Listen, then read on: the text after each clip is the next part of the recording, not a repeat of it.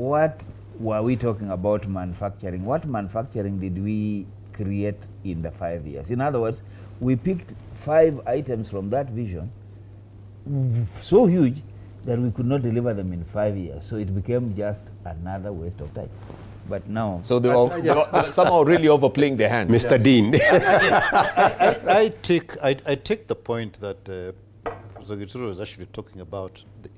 The first plank of delivering Vision 2030 was to establish the Constitution of Kenya. What that did, and it set a lot of things absolutely which were foundational in terms of delivering Vision 2030. Those foundational elements in that Constitution, which has not actually been delivered. And that is why you're finding the very same, the speech that was given by the president, he went back to it. Yes. We're literally going back to start from there, right? Because we have not delivered on some of the fundamental requirements in that Constitution. And I just go back to what has happened since that Constitution up to now vis-a-vis Vision 2030. The cost of government has ballooned. We have more people in government doing nothing than we had at the beginning. Right? I'd probably be short for this one, but anyway, it has to be said. There are so many people who have to be given something to do. And it therefore means we are not actually focused on where we need to go. And if you look, and I had a look at this before I came here. If you look at country like Singapore, which you're always saying, they're focused on 4 things: trade, shipping and ports, education, and manufacturing. That's it. That is what has built Singapore, and nothing else. Right? For us, we are still creating this behemoth that cannot really move anywhere. And that behemoth then goes into this Agenda 4, Agenda 5, Agenda 6, and it is spread across a whole government. That Agenda 4, 5, and 6, how much was actually devoted to turning the economy around?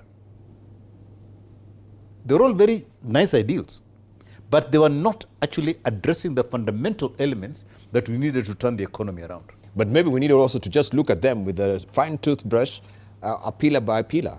Because I think when we were talking about affordable housing, that was also part of the social pillar of that, Vision 20, economic pillar that amongst the 3 that we are talking about, political economy and the social pillar as well. Yeah. But when you go to affordable housing, it's a great ideal. It was in both Agenda 4 and Agenda 5, all had affordable. Yes. Yeah?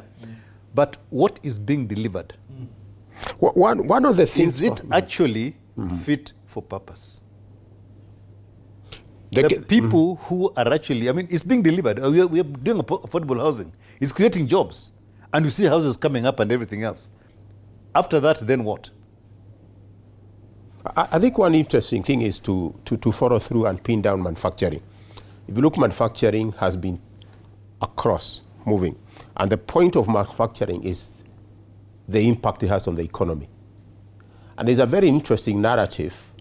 I think February this year, or April this year, China removed all the tariffs for African countries, except our brothers down south, because of their relations with Taiwan.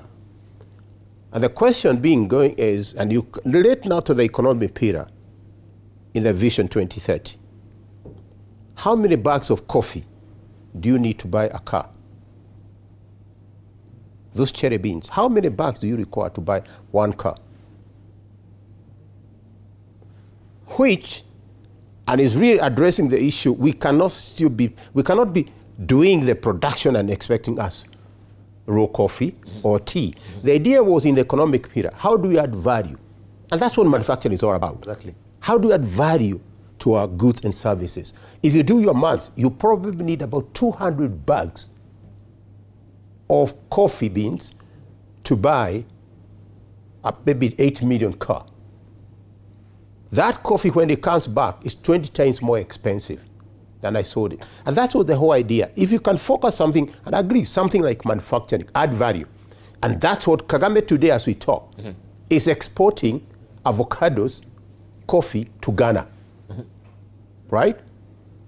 Professor Nana had a lot of problem with, in Switzerland, they have the best, what is this you give ladies during their birthday? Chocolate. Yeah. Chocolate, whatever it is. You can see how old we are. We don't know what it's given.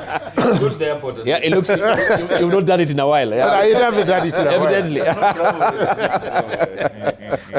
And it's interesting because he told them, we are not going to send you cocoa beans. We're doing and send you out there. If you look, Ghana today is the fourth largest economy in Africa as we talk. So that idea of, and I like manufacturing. You look data from 1956 on manufacturing to the GDP. But the reality on the ground, if you look at manufacturing, even when we were talking, manufacturing sector has been plateauing for the last 10 plus years.